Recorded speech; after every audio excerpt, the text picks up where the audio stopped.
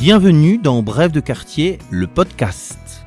Je suis Mehdi et dans ce nouvel épisode, je vous propose d'aller à la rencontre de Morgane Stankiewicz, fondatrice des éditions Noir d'Absinthe, à l'occasion du festival Rue des Livres. Pouvez-nous présenter votre parcours et qu'est-ce qui vous a amené à l'édition ? Donc à la base, je ne suis pas du tout dans la littérature. Je travaillais dans une autre vie, dans un métier chiant comme la pluie. Je ne sais pas si j'ai le droit de dire ça à la radio, mais je le dis quand même parce que je suis une rebelle. Et j'ai fini par écrire un premier roman qui a été publié par magie, je ne sais pas exactement comment. Et ça m'a beaucoup plu. J'ai commencé à travailler un peu avec la maison d'édition qui m'avait publié, qui n'existe plus aujourd'hui, qui s'appelle Lune Écarlate. Et ça m'a beaucoup intéressé. Et j'ai eu l'opportunité à un moment donné de quitter mon entreprise dans un plan de licenciement économique. Et je me suis dit, mais c'est l'occasion de lancer mon entreprise dans ce qui me plaît et de changer complètement de vie. Et du coup, j'ai eu cette idée de créer cette maison d'édition, Noir d'Absinthe. Alors je le dis comme ça a l'air facile, mais c'est tout un processus qui a pris 1 an, le temps de réfléchir, de créer, de voir ce qu'on voulait lancer. Et du coup, en tant qu'autrice et ancienne directrice de collection, j'avais tout en main pour travailler dans l'imaginaire français. Pourquoi Noir d'Absinthe ? Alors, l'absinthe, c'est pour moi ce qui représente le 19e siècle. J'ai été montmartroise dans une ancienne vie. J'aime beaucoup cette essence romantique. Quand je vais dans un musée, c'est terrible. Je m'arrête à la partie romantique et après, je ne peux plus m'en déloger. Et puis, j'arrive dans du moderne et ça ne marche plus. Donc, vraiment, il y a cette essence romantique et gothique qui fait partie de moi et que je voulais transmettre. Et le noir, c'est la couleur de l'encre. C'est la couleur de l'écriture. Et faire ce mélange avec ce romantisme noir sous l'égérie de la fée absinthe. Parce que c'est aussi dans les légendes, et j'aime beaucoup les légendes.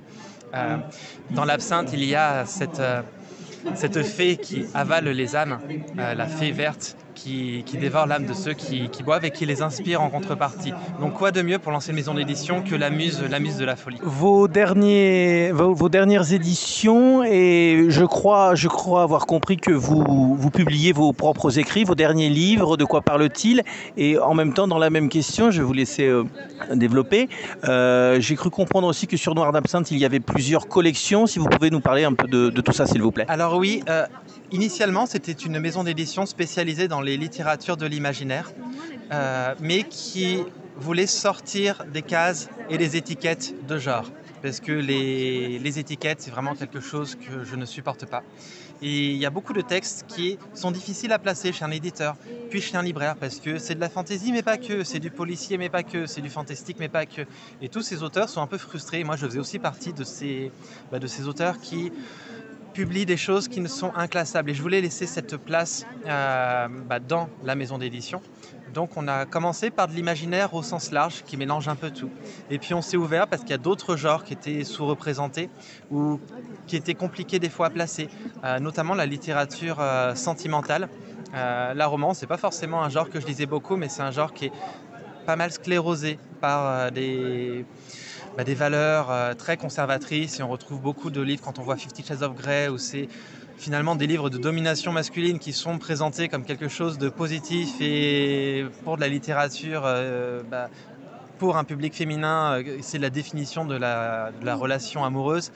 Ça pose souci. Donc on a aussi ouvert une collection ensuite sur ce thème, où ce sont des textes féministes où les individus se développent par eux-mêmes et pas seulement pour la relation à l'autre, dans des relations qui sont souvent toxiques. Et voilà, je dis beaucoup de mal d'une autre littérature et de ce qui se fait globalement. Il y a de très bons livres aussi dans ce registre, mais on voulait proposer cette vision qu'on avait, et encore une fois hors case, qui des fois mélange avec d'autres genres. Ça peut être comme avec Le Policier, donc le dernier livre de Cécile Pomereau et Jenny David qu'on a publié il y a 1 mois, donc voilà, qui mélange ces genres-là, parce qu'aussi c'est pour eux, c'est jamais. Des fois oui, il y a un seul genre, mais souvent c'est compliqué de classer des livres. Et toujours classer, organiser. C'est la littérature au sens large. Donc voilà, on a ces collections. Et enfin, pour finir, désolé, c'est un peu c'est un peu dans le désordre, mais bon, comme est pensé, c'est le choix artistique.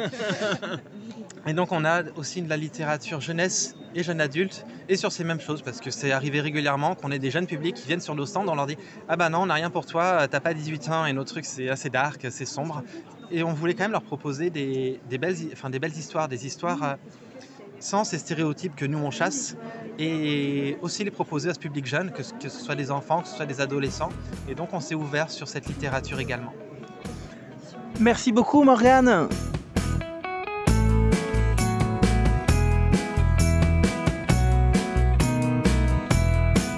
Merci pour votre écoute. À bientôt pour un nouvel épisode de Brève de quartier, le podcast.